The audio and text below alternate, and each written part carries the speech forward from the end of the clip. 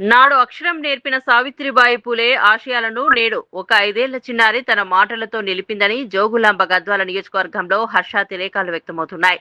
KT దొడ్డి మండలం కొండాపురం మండల పరిషత్ ప్రాథమిక పాఠశాలలో చదువుతున్న చిన్నారి సావిత్రిబాయి పూలేను తలపించేలా అద్భుతమైన ప్రసంగంతో అందరినీ ఆకట్టుకుంది.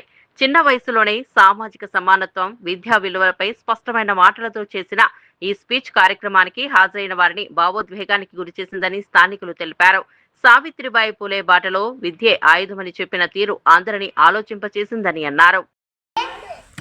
పుట్టిన తేదీ 1831 జనవరి 3వ తారీఖు. ఒక మొట్టమొదటిగా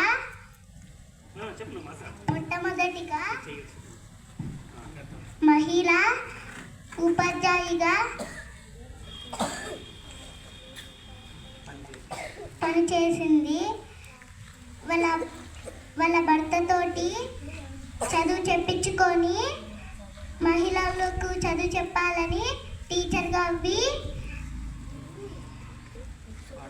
పాఠశాలలు నిర్మించుకొని అక్కడ పాఠాలు అవన్నీ చెప్తూ ఉండేది. ఒకరోజు పాఠశాలకు చదువు చెప్పాలని వెళ్తూ ఉంటే రాళ్ళతో కొట్టి బుడిదతో వేసి బాధ పెట్టేవారు.